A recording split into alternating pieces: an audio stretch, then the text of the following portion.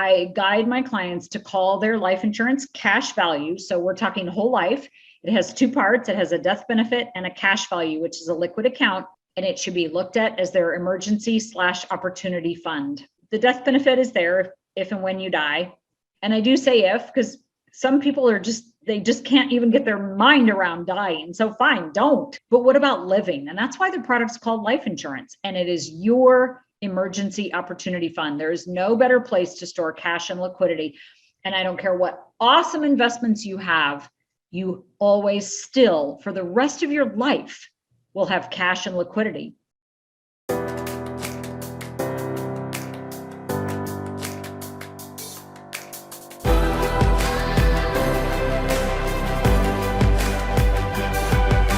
This is BetterWealth with Caleb Williams. Kim Butler, welcome back to the BetterWealth podcast. Thank you, Caleb. Always a joy to talk to you. It is a joy talking to you as well. It's always fun because I always remember back to the good old days of getting into this business, talking to you, you changing my life by giving me some of your books, me meeting Todd, going through many truth trainings, and just being open. Like my eyes have been open to just rethinking money. But I really have to thank you guys because you've given me a framework, and we talked the other day about the importance of principles. Yep. And I know that your whole business is going through a rebrand. I know that you've always been a long-term thinker, and I'm just so grateful for you. And so I want to give this time just as a way to help you as it relates to getting the message out. And I just want my audience to be aware of that and know how they can plug in and how we can further the mission of helping people take back control of their money. I mean, our mission at Better Wealth is intentional living. Get that figured out and then make sure that your time and money and relationships are all aligned with that. It makes sense, but nobody does it. And so we need to have more people like you on to have conversations about that. Well, what's so fun, and you and I were talking about Garrett Gunderson and the good work that he's doing around the money and the comedy space, and the work that you're doing just dovetails with that perfectly. The work that I'm doing dovetails with both of yours. And, we just have, and there's many others involved, right? It's not like it's just the three of us, but the more we do our good work, the more people are touched, and people get so much benefit when they can cross-reference. So if they've heard you and then they hear Garrett, or they've heard me and they hear you, it's such a win-win for everybody, including the person that's in the middle of that.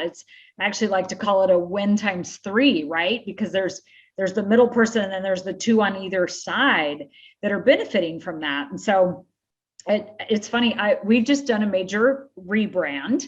And so we are now called Prosperity Thinkers, and that is for the next 30 years.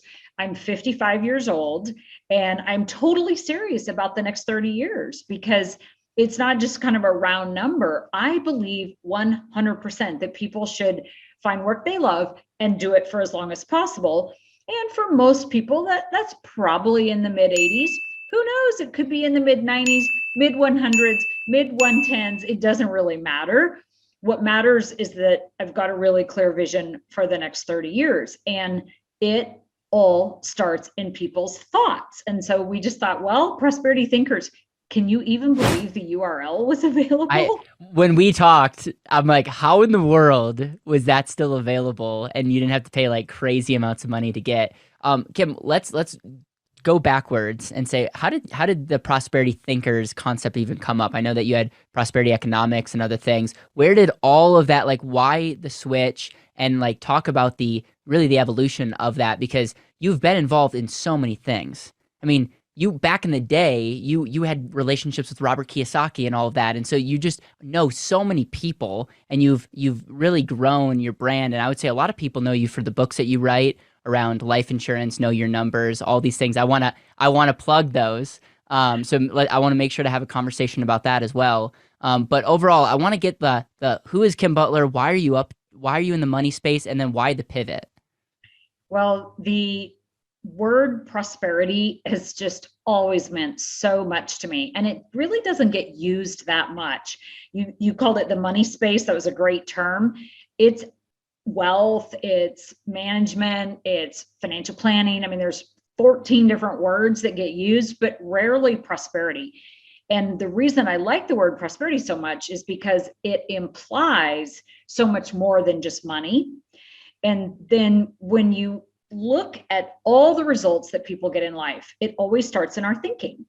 And so I just thought, well, let's just put these two together. Now, it wasn't quite that easy. I will admit to you that on about a Thursday, when I decided that we needed a completely new name change, and I wanted to have the URL work, because forget what the LLC is called, right? You know this so well.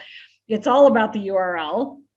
And so I started looking, and I probably own 100 or 150 URLs. Now I probably own 250, because from Thursday until Monday, I started looking at GoDaddy at every various combination of all these different words. And my marketing team was actually saying it should be something with Kim Butler. And I really resisted that because, as you know well, it has never been about Kim, and I don't want it to be about Kim. And they were like, but your name has so much of the brand, and I just couldn't do it. So I found a whole bunch of other different solutions, and we narrowed it down, and we voted, and we had some fun. And by Tuesday or so, we had landed on Prosperity Thinkers, because it combines the best of what I love. I love the money space. I've been dealing with money since fourth grade, when I first got the milk cow. And then the idea of thinking, and how important thinking is, and how important our mindset is, pulling these two things together, because those are the areas that I can help people, is getting their money, freeing it, as you said, making it more certain. But all those three things are about our thinking too. Yeah. Freeing our thinking, making it more certain, and then getting it organized and automated. I think back to one of the books that have had the greatest impact on my life is Think and Grow Rich. And a lot of it just even in the title, it's all up here.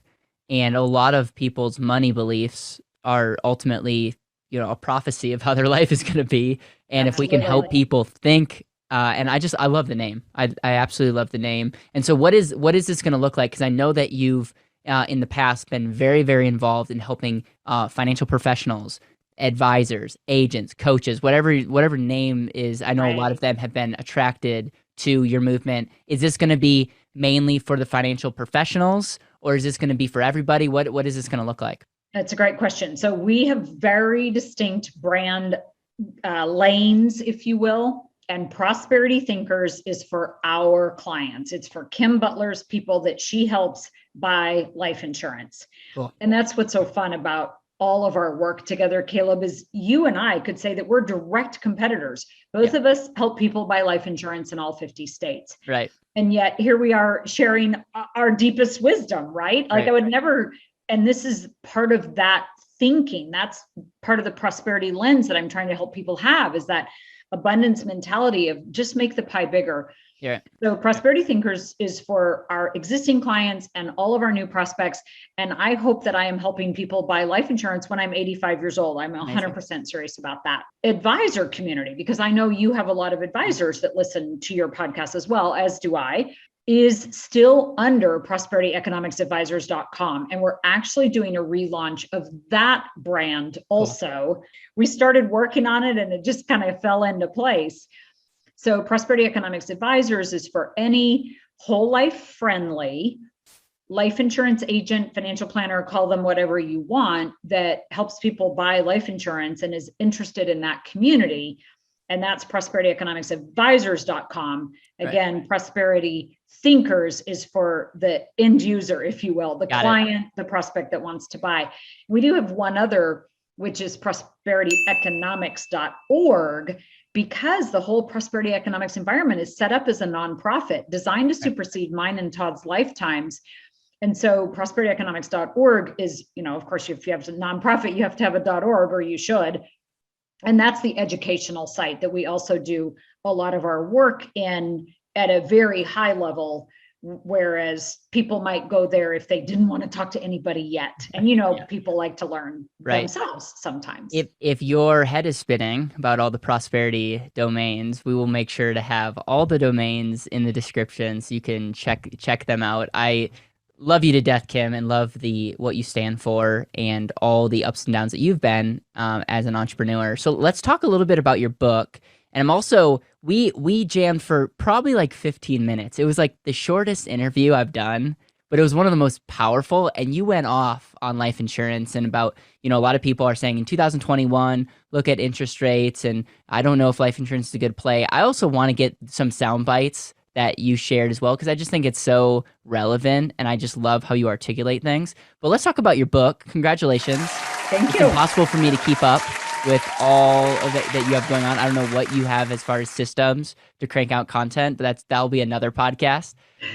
But talk about your book, and I would encourage every single person watching this, listening to this, to stop what you're doing and support Kim, get the book, and you will be shocked about what will transfer the wisdom in reading. Well, this most current one, Perpetual Wealth, hardback, our first hardback, which frankly I will never do again, was a real pain, but it's out there. And we wanted it to be a hardback because it's designed to be the thing that moves generational wealth from one generation to another. And Perpetual Wealth is our 8th book. And so all the books are on Amazon. They're all available in Kindle, soft copy, and audio. I love having them out there. I couldn't do what I do in the books without Todd Langford's Truth Concept software, because the books would just be conceptual. There would be no numerical proof. Now, that being said, this Perpetual Wealth book is one of them that does not have any numerical proof in it, because it's truly designed to help advisors, clients, anybody move the thinking and the money from generation to generation. And as we know, there's so many things that can be moved from generation to generation in terms of important Christmas time or holiday time things, important maybe pieces of jewelry, important values, all of those things should be moved. And they're not going to get moved if there isn't some intention around it. And that's what Perpetual Wealth does. And I want to share something with you. I think Dave is 77, about a 77-year-old advisor that lives in Dallas, Texas, did a review for me. And he said, the Perpetual Wealth book finally pulled it all together for me. I've been in the financial space for 50 years. Wow. And I've learned the life insurance, and I've tried to add that, and I've learned the money management, and I've tried to add that, and I've learned the real estate, and I've tried to add that, and I've had some failures with various investments. Holy cow, haven't we all? But I've tried to add that, and I couldn't really pull it all together until I read Perpetual Wealth. It was the most meaningful review, because I think that's a little bit of a skill of mine, is to kind of just take all this stuff that's out there and really boil it down and make it simple and make it learnable and make it actionable. And so I was super grateful to hear that from somebody with so much wisdom. It's always a little bit humbling when people are like, I've spent 50 years of my life being pretty successful, but like the light bulb moment came on. And it's motivating, because it's like, man, what happens if you're 22 right now listening to this? You don't have to wait 50 years from now to have the light bulb turn on. Can you give us just, like, I know a lot of it is, the passing on wealth and all this stuff. Is there any nuggets from the book that like you would love to share with the audience? Absolutely. So there's a whole chapter on family mission statements and how to create them. There are the 7 phases of prosperity. I really spent some time on this. They're super cool, because those 22-year-olds, who happen to be some of my most favorite clients, those kids, when they start to build their life insurance policies, they want to know what the next phases are. Like, when do I involve real estate, or do I take on a business? And so I did 7 phases of prosperity from the prosperity economics lens, instead of from the typical financial planning lens. And then the book is also a whole story. So it's actually a pretty interesting read, even if you're the kind of person that's like, I don't want financial stuff, because it's John and Carol, who are the patriarch and matriarch, and their 2 girls, and then the 4 children who are all in their early teens. And so it's this whole story about them working through going to a family retreat. And there's some great suggestions for some games and some other fun things at the family retreat.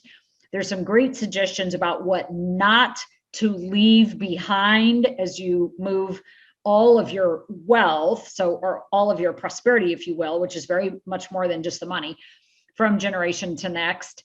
There's some sections on good conversations that can happen about the life insurance, because as you and I know, it's not an easy thing to educate on. You want a sound bite, you can't learn life insurance in a sound bite. So those are the biggies of the book that I love. I love it. And I just, again, encourage everybody to stop what you're doing, get the book, and tell me about it, and then review, because I know the biggest bane of many authors' existence is the Amazon reviews, and I know that means a ton. So yeah, we'll definitely do that.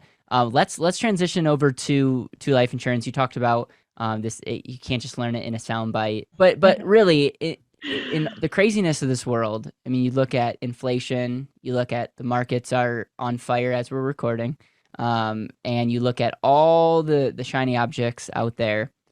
Why life insurance? You've been probably one of the people that have been the most consistent in the messaging. You have multiple books. One of the first books that I read was Live Your Life Insurance, and it's classic. Grateful for that, and it just opens your eyes to, like, oh, you could be the number one beneficiary of your life insurance policy. Like, we just are not programmed to think that.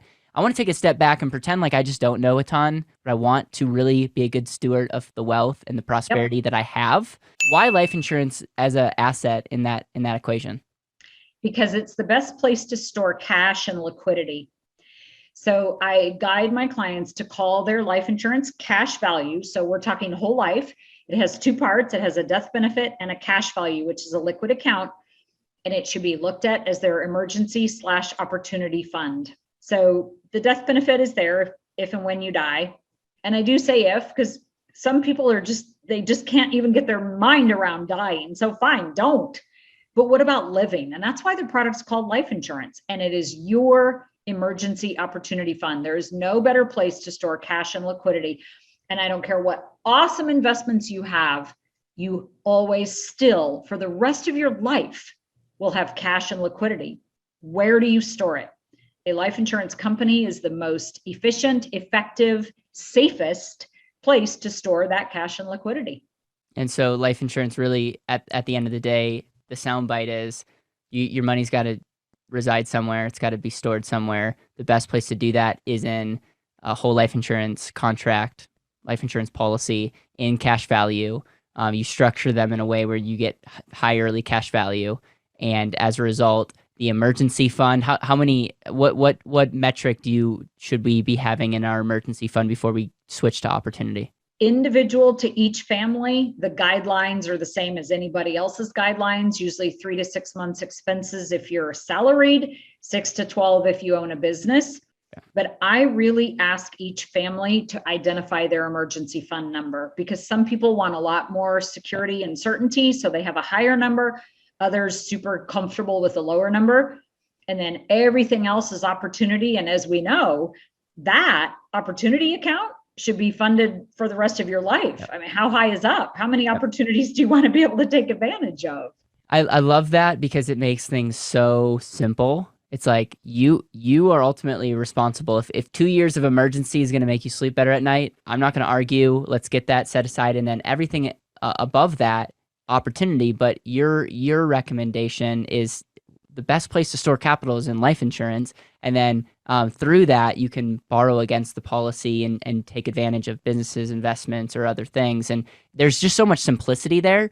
And the other benefit of having that is, I'm sure you mentioned in your book, the transfer of wealth to the next generation. It's like, it's the most efficient place to store your capital, use it throughout your life, and then pass it on to the next generation, where each generation gets wealthier and wealthier. Well, and if by chance you don't want to pass that death benefit on, I have loved, and this has been a fairly recent transition in my thinking, the idea of guaranteed income for life from annuitization. Oh, wow. So Okay. taking that cash value, and not until you are in your 80s and 90s, but at that point, annuitizing that cash value. And a lot of people are not familiar with that term at all. It just means switching the cash value around from something that's growing and is liquid, right, to something that pays guaranteed income for life. And to have that economic certainty when you're in your 90s and you don't probably want to be doing real estate anymore, or you probably don't want to run your business or whatever it is, is super, super valuable. And there's so many people that are talking about borrowing against the cash value for income. And I really strongly disagree with that. The cash value should be left alone. Borrow against for investments, but pay back. And by the time you're in your 80s and 90s, you're probably going to be done paying it back. Then and it's not an all or nothing deal, right? You can split a policy in half, leave some of the death benefit for your family. Plus, most people, and you and I both get so surprised when people are like, really? Most people should have 10 or 20 policies. It shouldn't just be one policy. And so many people just don't understand that, or they just never heard of that concept. I have a webinar that shows my stack of over 20 policies. Some on me, some on my husband, some on my kids, some on key people. And that ability to have some of those policies annuitized for me so that it's my guaranteed income for life, and others for death benefit to go on to the next generation. Let's talk about that, because taken out of context, I got an email the other day from someone that says, Caleb, I heard I was watching a YouTube video and someone said I should someone has 10 policies, and they were kind of freaking out because they're like, I only have one. and I just explained, I'm like, listen, like, you got to start somewhere. And what I would say, and I don't want to put words in your mouth, you set up the policy to best serve you today, and that might be one on your husband, one on you, maybe one on a key employee or whatever. And then as you make more money, if life insurance is the best place to store your capital, your money's got to reside somewhere. So if you're already funding your policies, well, where are you going to put that money? You got to put it in another policy that has to go on somebody, whether it's yourself or other people. And so I would say that it's a good reminder that just because you have one doesn't mean you're done. Right. But we have to understand that cash flow is the important metric to look at, and we have to set up efficiently today and then ongoing. Hopefully we have more prosperity, more abundance. And if we believe that cash flow needs to reside somewhere, then another policy. Is there anything that you would add to that? Because I just want to clarify that for the listener. I'm glad that you did. Yes, because it can really come from left field. The thing that I would like to add is the importance of term insurance. Yes. And it just is not talked about. People think it's whole life or term. That's not it at all. It's whole life and term. I still own term insurance. So introducing the idea of convertible term insurance or switchable term insurance so that you have the ability to convert portions of a term policy into whole life, and introducing the idea of human life value, which just does not get talked about enough either, and that maximum amount of insurance. And everybody should know their human life value, even if they don't choose to insure it fully. So just real quick math, it's 20 to sometimes 30 times income or 1 times gross worth. If you are in your 70s and 80s, your human life value is more a function of your gross worth, not net worth, gross worth. So you're not going to have that in whole life. You are going to have that with some term insurance and some whole life. You know what's crazy is convertibleterm.com. Is a domain that I own, which I was shocked that was available. I was like, this was back like 4 years ago. And, I'm a big fan of term insurance, especially switchable or convertible term. Why don't we have anybody innovating in our space? Like, why is this available? So it's just a funny world in a small world. Let's talk about the mistakes you see people making in the life insurance space. There's been a lot of talk, a lot of marketing, and as someone who's a marketer myself, I have like a love-hate relationship of some of the things that are being said. I'm curious from your standpoint, because when you got in this space, there was like nobody doing what you were doing. Now there seems to be a lot more people, but in the grand scheme of things, it's still one of the best kept secrets. What are some of the things that we should be avoiding? What are some of the things that kind of you cringe when you hear? And what are some of the messages that we need to double down on? I'm super glad that you asked, because I have the exact same feelings that you do. I'm grateful that there's some good marketers out there and just want to die with some of the language that they're choosing to use and some of the software that they choose to use, frankly. So one of my biggies is borrowing against cash value versus borrowing from. So a lot of people that don't truly understand the product will say you borrow from, or you even take from your policy, and that's categorically inaccurate. So I have been on that bandwagon, I guess, for a long, long time. You borrow against your cash value. One of the other things I already brought up, which is the idea of borrowing against that cash value for income in your later life. That is a deal breaker. That used to work when we lived to 70 or 80 years old. We're going to have people living well past 100. There's no way a loan can sit on the books for that many years. So people need to stop the borrowing against for income in their later life and switch their thinking to the annuitization idea. Then in addition, when loans are talked about, I think they're spoken about incorrectly. One of the biggest things that is horribly inaccurate is this idea of simple versus compound interest. Mm-hmm. All loans are compound interest. It doesn't matter whether they come from the life insurance company against your cash value, or from a bank against your cash value, or from a bank against your home, or from a bank against nothing. It is a compound loan. Simple interest exists for one day only. So that's something that's quite frustrating. And then the other thing, and this is let me unpack that. The reason it's compounding is because of opportunity cost. Each year that goes by, if you don't pay back your loan, there's a cost there. It's gonna, and everything compounds because over your lifetime. So it's either lost opportunity cost or a compounding loan. But there's no free lunch. And I do agree with you. The difference of, is this a simple loan versus a compounding loan? Well, all right, let's actually look at how the math works. Yes. And it's, yeah. Yep. Life insurance loans work like just every other loan out there. The only difference is they charge interest only once a year at the beginning of the loan or at the anniversary date for whatever amount of loan is still there. And if you don't pay that interest, it gets added to the loan, hence the compounding nature. So yeah, very true. And you brought it up, really, this issue of opportunity cost, which breaks down to something called time value of money, which is an economic concept that's not always super easy for people to get their arms around. But actually listening to Todd Langford, the Truth Concepts creator, who is my husband, listening to him explain it has helped me explain it better. And that's that everything that we deal with exists in time. And one of his fun examples is, for people our age in our 50s, we used to ride around in the front seat of cars standing up as 2-year-olds without a seatbelt or a car seat or anything else. Yep. People would get put in jail for that today. It's that story is taken out of time.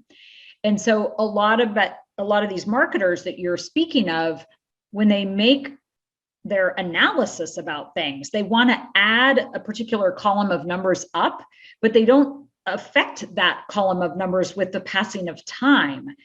But then they tend to compare it to something that tends to be affected by the passing of time. So you have kind of one of those apples and beans comparison things, not even apples and oranges, right? Like that's the last thing that I would bring up that just. Do you have an example of that? Like, do you have an example of like what, like a real life example of what? Yeah.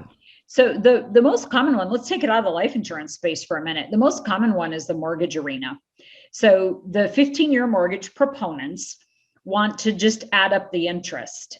Yeah. And then worse, they want to add it up over 15 years. Yeah. And then they compare it to a 30-year mortgage that they will add up the interest over 30 years. Yeah. So you've got a time differential.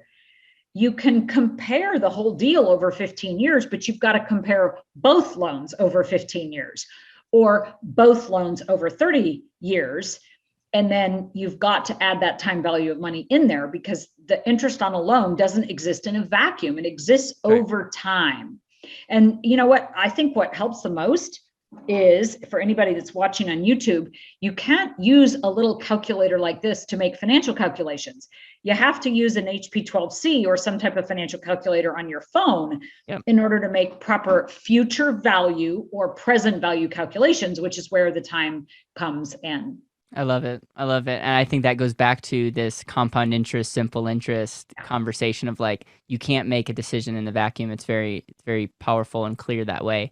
A couple of things I want to talk about: IUL versus whole life. And I've kind of come to the point where I want to tell people where things are at. I do not want to be in the convincing game. I think early on, I definitely thought it was my world, like, duty in life to convince people the way I think. I want to hear from you because I know you have a pretty strong, you have a strong stance on this. And I think the way that you think, because you said life insurance, like don't rely on putting all your money into life insurance and the loans and all that stuff, because who knows what's going to happen with interest rates and all that stuff. And there's just unknowns. And what I found when it comes to the IUL whole life conversation is IUL in a certain vacuum looks incredible, and it's very much sold as an investment. Yep. Now there's some people that are talking about borrowing against and all that stuff. That's a whole nother story that you might be able to touch on. It sounds really, really good. And as a life insurance component, I go like, yes, that's powerful. Why do you steer away from that completely? And if you're someone in the market looking at it and thinking between IUL and whole life, what would you tell them? Because I really want to take a side stance here and listen to you, and I want to tell the truth. I want to point people in the right direction, and I don't want to be known as somebody that's just not open to the other innovations in our space. Part of this comes with experience, and it's culminated, I think, by a quick story of a 75-year-old guy calling me one day and saying, I just got the new bill for my universal life policy that I've been paying into for 40 years, and it's triple the premium. What's going on? And this was not anything that I had helped him buy. He was calling me cold, wanting help.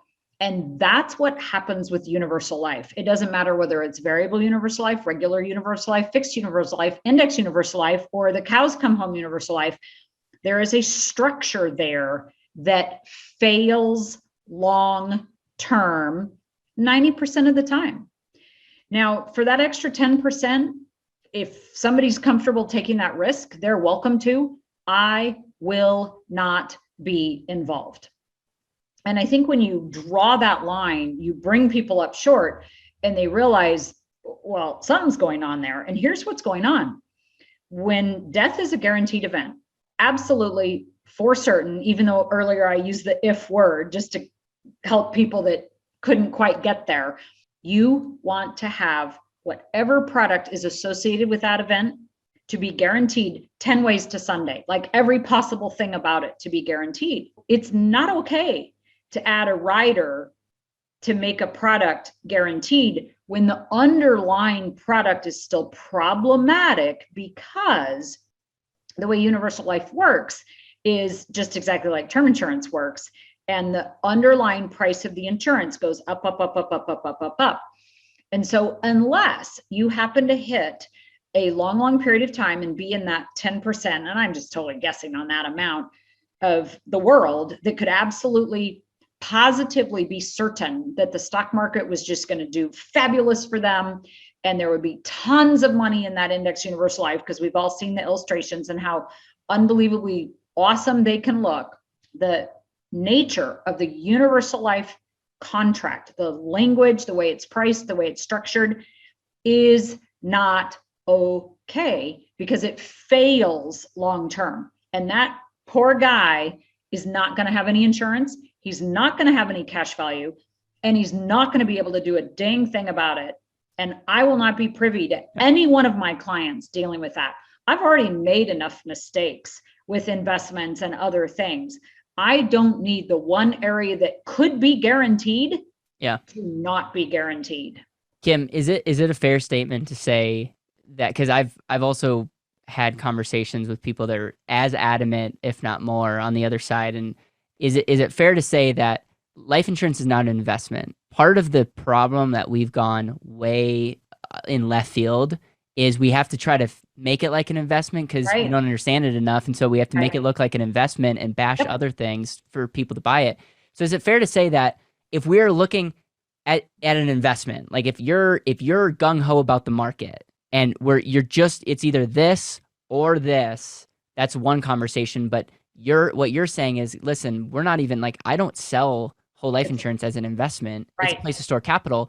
And logic says if you're going to store capital on a place, why would you want to store it in a place that there's a chance of it not working out the way that you think it is? Because that's a place to store capital. And that's why I prefer the use of the word cash instead of capital, to make it crystal clear that what we are talking about is a savings account equivalent. Yeah. And It is not an investment. I won't let people talk about it as an investment. I don't want to calculate it as an investment, even though you could absolutely argue and prove that it's close. That is not the discussion that we're having. And in fact, if you want to do Index Universal Life with that other agent, please go do that. I will not be involved at all. Do whole life so that you have the certainty, the guarantees, and your liquidity dialed in a 100% for sure space. Yeah. I know a guy who did the same premium in both policies. And so we'll I'm like, thank you for being the ultimate case study. We'll talk to you every 5 years and see how things are going. When I was 28, I bought a policy on my son and daughter are a year apart. I bought a policy on my son that was whole life, and I bought a policy on my daughter that was variable universal life. And the whole life one has outperformed so much, it's ridiculous. I feel so bad for Kaylee that I have to tell her. Thankfully, they both also have whole life policies that I bought when they were babies. So it's not that big of a deal. It's just one piece of the puzzle, but I'm going to have to tell her your mom made a mistake here. And I appreciate the humility that you live by. It's really powerful. I want to transition over to, the world that we live in now. We have taxes, inflation, politics seems a little bit out of control. I just feel like very much of people are depressed, I think. There's kind of the feeling I'm getting from a world standpoint. Do you have any predictions? Do you have, like, when people say inflation is going to get out of control, is there anything that you're like doing with your money to just like be best positioned? Because I know you're not in that headspace, but you can see the news just as like I do and all this stuff. Where do you think the world's going? And are we going to lose the dollar? Like, there's a lot of people out there talking about crypto. I haven't heard any stance that you've made on the crypto market. What is your thoughts as it relates to the American dollar? What to expect in the future? And inflation? I'm just kind of giving you like the most open-ended question, but I know that you have an answer. Absolutely. And it's focused on what you can control. And I mean, narrow it in. And there are two things that you can control. It's what's going on up here. And we can elaborate on that. You can control what you eat also, which is equally important. And with your money right now, the only thing that we have to work with are dollars.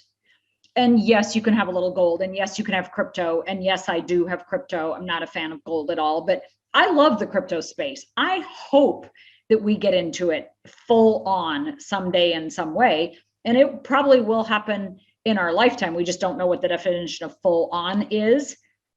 And right now, for the extreme amounts of money, and extreme is relative to each person, you can only deal in dollars. So deal in dollars and put those dollars in the safest place where you know to put them. Now, if we have a wholesale switchover, I can't imagine a better company to help us with that kind of switchover.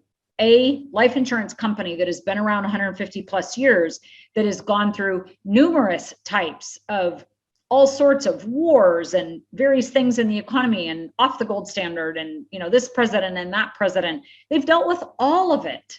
And they've just done their slow and steady, boring yet effective, progress-oriented march with the dollars that they have. So store a little food and water if you're truly concerned about the world crashing in, right?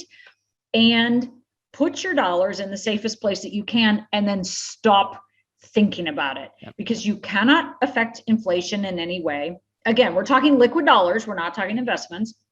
You cannot affect who's in the president's office, and you can't affect what inflation or any of these other things are going to do. So stop thinking about that. Go find work you love, spend time with your family, put the dollars in a safe place, and move on. One of the thinking exercises that I do is like, what do I want? And then I have money, so resources, I have time, and I have potential, which is relationships, vision, talent. It's like, let me focus on how I can move the needle in those three areas to help me live more intentionally. And that's winnable. Everybody listening to this, everyone watching this can do that. And then a lot of times we have to take responsibility of where we're at versus complaining and saying, oh, it's Joe Biden's fault that I'm not where I want to go. And it's not true at all. And it's just, you're going to lose from the very beginning if you go down that road. Kim, I could talk to you for days. Anything else that's present right now in your life that you would like to share? Well, I love your intentionality focus, and that is something that's so valuable and that I hope to help share with others. And you and Garrett and me and Todd and Patrick Donahoe and others that are floating to the top of this space, you said it earlier, with principles, with a true care for the people that we're dealing with and the dollars that we're dealing with. We're going to keep telling the truth. Yeah. And no matter what happens around us, that truth, that focus, that humility, that desire to help and serve for our lifetimes will be our focus. And we get so much joy and good out of doing that. And yes, we'll take sabbaticals, and yes, we'll take long vacations. But I think if I could boil down any message to one or two things, it's find work you love and do it as long as possible. Save your money in a life insurance company where it's a mutual company that pays dividends, and focus on the good that you do and adopt that prosperity lens for everything. And it's not a rose-colored glass lens.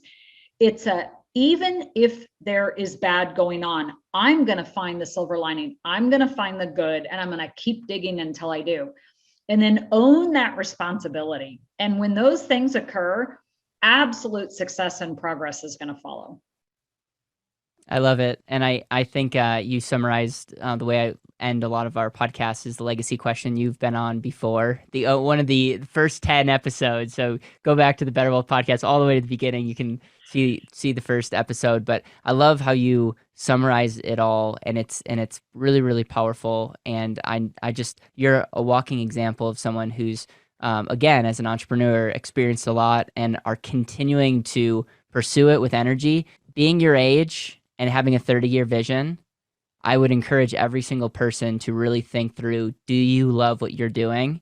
And if the answer is no, you got one life. And I would highly, highly encourage you to take a pause and figure out what you need to be doing, because life is way too short and can end sooner rather than later in some cases to not absolutely love the work that we're doing. Kim, appreciate you. We're going to have your information down below. Go get her book. Honestly, go spend $200 and buy all her books. Okay. I don't know how much it is, but you've written a lot of books, and you're just going to gain a ton of wisdom, and then go check out prosperitythinkers.com. And if you are a advisor, a coach, a financial professional, an agent, and you want to learn more about the prosperity economics movement, we'll have a link down below as well. Kim, thank you so much. It's always a joy, Caleb.